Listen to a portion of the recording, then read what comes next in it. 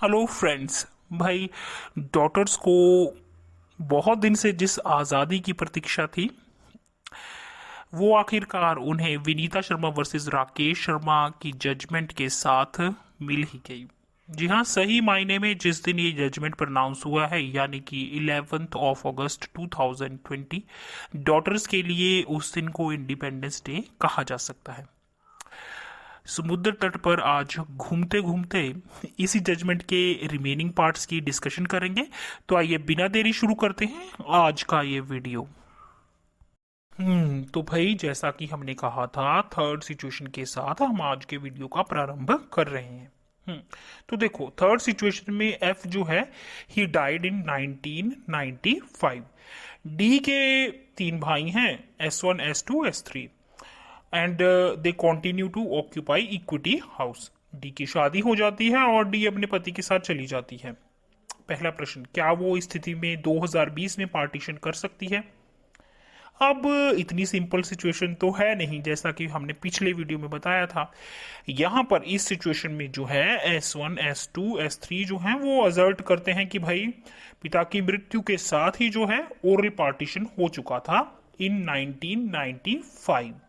क्योंकि डी की शादी पर बहुत ज़्यादा खर्चा हुआ, बहुत ज़्यादा स्पेंड किया गया, तो तीनों भाई यानी S1 S2 S3 जो हैं वो प्रॉपर्टी को 1/3 ईच टू दैट एक्सटेंट वो अपने पास होल्ड करते हैं। पर यहाँ पर यह ध्यान देने योग्य बात है कि ओरल पार्टीशन का ऐसा कोई एविडेंस उनके पास प्रमाण नहीं है। क्वेश्चन नंबर 2, तो क्या डी जो है वो उसे इक्वल शेयर मिलेगा प्रॉपर्टी में से? गुरुजी, जहाँ तक मुझे लगता है विनीता की जजमेंट के बाद तो डी को उसका शेयर मिलेगा।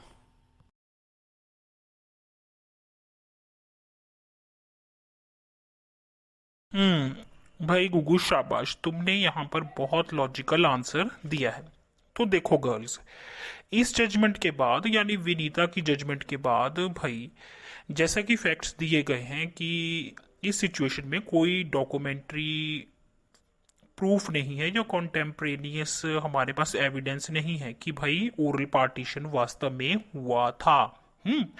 तो इंडीड डी को 1/4 शेयर प्रॉपर्टी में से मिलेगा। क्योंकि भाई ओरल पार्टीशन हुआ है, इसको सपोर्ट करने के लिए कोई डॉक्यूमेंट भी तो होने चाहिए ना। तो भाई ये तो प्ली मानने योग्य नहीं लगती। ठीक है। Guruji, I have a question here. मान लिया जाए कि ओरल पार्टीशन हुआ है और उसको सपोर्ट करने के लिए जो है हमारे पास कंटेम्परेनियस डॉक्यूमेंट्स भी हैं, एविडेंस भी हैं, डॉक्यूमेंट्री एविडेंस भी हैं, तो फिर क्या स्थिति होगी? तो भाई राधी, मैं तुम्हें ये जवाब दूंगा। यहाँ पर भाई तुम्हारा प्रश्न यहाँ पर बहुत अप्रोप्रिएट है और ऑनरेबल सुप्रीम कोर्ट में भी इस पॉइंट को लेकर जो है डिस्कशन हुआ है। तो जैसा कि तुमने सिचुएशन बताई कि अगर वास्तव में जो है ओरल पार्टीशन हुआ है और उसको सपोर्ट करने के लिए जो कंटेम्परेनियस एविडेंस हैं, डॉक्यूमेंट्री प्रूफ भी हैं, वो भी अवेलेबल हैं कि भाई जो पार्टीज थी इन 1995 उन्होंने यह सहमति जताई थी कि भाई जो भाई है ना, S1 S2 S3, उनके मध्य जो बंटवारा है प्रॉपर्टी का, या उनके मध्य उन तीनों को 1/3 ईच प्रॉपर्टी डिवाइड कर दी जाएगी और डी को कुछ भी नहीं मिलेगा।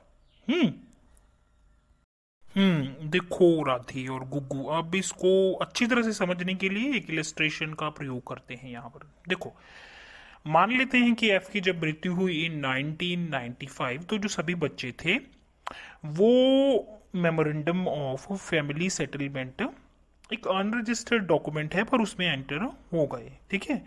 और डी ने भी यहाँ पर एनओसी दे दिया भाई लैंड अथॉरिटीज को कि भाई वो अपना जो शेयर है उसे छोड़ रही है, जो प्रॉपर्टी का शेयर है ना वो छोड़ रही है भाइयों के पक्ष में, यानी कि S1 S2 और S3 के पक्ष में।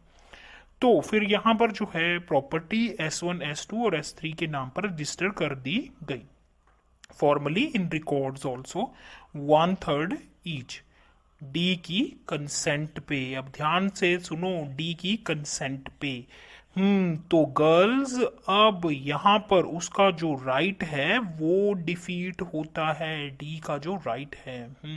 जजमेंट स्पेशली ये कहता है कि विशेषतः स्पेसिफिकली जब डी ने स्वयं एनओसी दिया है और इतने वर्षों तक उसने कोई ऑब्जेक्शन नहीं लिया, तो अब वो कोई कंप्लेंट भी नहीं कर सकती। फिर चाहे यहाँ पर जो है मेमोरेंडम ऑफ फैमिली सेटलमेंट जो है और एनओसी जो है वो अनरजिस्टर्ड डॉक्यूमेंट क्यों ना हो, ठीक है, समझी।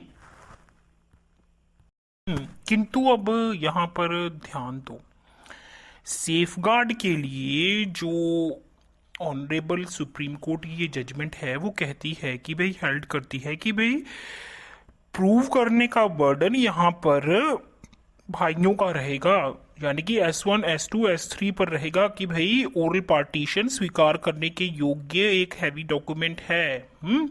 और इस प्ली को स्वीकार करने से पहले कोर्ट है वो इंसिस्ट करेगा कि भाई जितने भी कंटेम्परेनियस एविडेंस है ना, उनको वो चेक करेगा पब्लिक डॉक्यूमेंट से, लैंड अथॉरिटी रिकॉर्ड से, रजिस्टर से, और देखेगा अपनी सेटिस्फेक्शन के लिए जानने की कोशिश करेगा कि भाई वास्तव में कोई ऐसा पार्टीशन हुआ भी था या नहीं, समझी। गुरुजी, अभी जो हमने अब केस में जो एग्जांपल लिया है, इसमें अगर ओरल पार्टीशन ना हो बट एक रजिस्टर्ड पार्टीशन डीड हो, तो क्या तब भी जो है डी का कोई राइट नहीं बनता? ध्यान से सुनो गुग्गू, अब यहाँ पर अगर ये जो हमने अभी एग्जांपल किया है इसमें ओरल पार्टीशन की जगह पर रजिस्टर्ड पार्टीशन डीड भी होती ना, तब भी जो था डी को कोई राइट नहीं था, शी हैज नो राइट। और यहाँ पर एक और चीज देखने लायक है कि जो पार्टीशन है वो तो अपने आप में 2005 में ही क्लोज हो गया है। तो इन दोनों वजहों से, एक तो रजिस्टर्ड पार्टीशन डीड है और दूसरा क्या कि पार्टीशन जो है 2005 में ही कंप्लीट हो चुका है, तो डी का अब यहाँ पर कोई राइट नहीं बनता, समझे। अब देखो, एक और सिचुएशन को लेकर हम यहाँ पर इस जजमेंट के कुछ और जो पॉइंट्स हैं उनको समझने की कोशिश करते हैं। ध्यान से सुनो, सिचुएशन नंबर 4, एफ जो है ही डाइड इन 1995। डी है और डी के 3 भाई S1, S2 और S3, वो तीनों क्या करते हैं, they continue to occupy equity house. D की शादी हो जाती है और वो ईयर 2000 में अपने पति के साथ ससुराल चली जाती है, और बाई चांस उसे ईयर 2000 में ही कुछ फाइनेंसेस की ज़रूरत पड़ती है, तो इसलिए वो प्रॉपर्टी में से अपना शेयर मांगती है। सिंस देन जो था 2000 में वो को पार्टनर नहीं थी, तो उसे केवल एफ के जो शेयर है 1/4 शेयर, उसमें से जो शेयर मिलना था यानी कि 1/16 क्लास 1 हायर होने के कारण, तो वो उसे मिल जाता है, सूट की डिग्री हो जाती है, और पार्टीशन जो है वो 2000 में ही इटसेल्फ जो है क्लोज हो जाता है। किंतु भाई अब 2005 में जब हिंदू सक्सेशन अमेंडमेंट एक्ट आता है, तो डी को लगता है कि she got a raw deal, और अब वो क्या है, अपना कोपार्सनरी का जो है राइट जो है उसको क्लेम करना चाहती है एज अ कोपार्सनर। और वो 1/4 प्रॉपर्टी का शेयर क्लेम करना चाहती है, ना कि 1/16 जो उसको पहले मिल चुका है। तो अब यहाँ पर क्या स्थिति होगी? गुरुजी, ये तो काफी कॉम्प्लेक्स स्थिति लगती है। हाँ, थोड़ी बहुत कॉम्प्लेक्सिटीज तो है राधी, बट इन कॉम्प्लेक्सिटीज को विनीता शर्मा वर्सेस राकेश शर्मा की जो जजमेंट है, लेटेस्ट जजमेंट, इसने बिल्कुल दूर कर दिया। अब ध्यान से सुनो, यहाँ पर जो आंसर आएगा वो आएगा अ बिग नो। डी को यहाँ पर 1/16 हिस्सा जो ऑलरेडी मिल चुका है, जिसकी की फाइनल डिग्री हो चुकी है, वही मिलेगा। क्योंकि भाई पार्टीशन जो है वो क्रिस्टलाइज्ड हो चुका है, और 2005 अमेंडमेंट एक्ट आने से पहले ही जो है सबको उनके शेयर के अकॉर्डिंग क्या मिल चुका है, पार्टीशन में हिस्सा मिल चुका है। तो भाई जो एक बारी सेटलमेंट हो चुकी है वो दोबारा रीओपन नहीं की जाएगी। कोर्ट ने पार्टीशन के ऑर्डर भी दे दिए, फाइनल डिक्री भी हो गई, और पार्टीशन भी हो गया। तो भाई जो मैटर, जो पार्टीशन ऑलरेडी सेटल हो चुका है, अब उसको इसलिए तो नहीं ओपन किया जाएगा ना, डिस्टर्ब किया जाएगा कि भाई 2005 अमेंडमेंट एक्ट आया था और उसने बेटियों को क्या किया, कोपार्सनरी में राइट दिया। तो अब यहां पर इस स्थिति में जब पार्टीशन ऑलरेडी सेटल हो चुका है तो अब उसे दोबारा से रीओपन नहीं किया जाएगा 2005 अमेंडमेंट एक्ट आने के बाद भी। समझी? गुरुजी, मेरे माइंड में यहाँ पर एक क्वेश्चन आया है कि मान लीजिए कि अगर अभी फाइनल डिक्री नहीं हुई है केस की और अभी प्रीलिमिनरी डिक्री ही पास हुई है, तो क्या डी के लिए अभी कुछ डिफरेंट स्थिति रहने वाली है? देखो राधी और गुगु, हम एक फाइनल इलस्ट्रेशन लेते हैं यहाँ पर, सिचुएशन नंबर 5, और उसके जरिए आपके सभी प्रश्नों का क्या हो जाएगा, समाधान हो जाएगा। देखो, एफ जो है ही डाइड इन 1995, और यहाँ पर डी जो उनकी बेटी हैं और डी के भाई हैं S1, S2 और S3, and they continue to occupy equity house. D की जो मैरिज है वो 2000 में हो जाती है और वो अपने हस्बैंड के साथ ससुराल चली जाती है। बाई चांस उसे फाइनेंसेस की ज़रूरत पड़ती है तो वो एक पार्टीशन सूट जो है वो फाइल करती है 2002 में अपने शेयर के लिए। क्योंकि अब तब वो 2002 में कोपार्टनर नहीं थी तो उसको केवल प्रॉपर्टी में से कितना शेयर मिलेगा, 1/16 शेयर मिलेगा, क्लास 1 हायर होने के कारण अपने पिता के 1/4 शेयर में से। ठीक है, इतना समझी? अब कोर्ट जो है वो एक प्रीलिमिनरी डिक्री पास करती हैं 1/1/2004 को, और ये डिक्लेयर करते हुए कि भाई जो डी है उनका जो शेयर है 1/16 बनता है। पर अब यहां पर ये ध्यान दो कि इससे पहले पार्टीशन होता फैक्चुअली और फिजिकली। तो इसी समय के दौरान जो है हिंदू सक्सेशन अमेंडमेंट एक्ट 2005 जो है वो आ जाता है।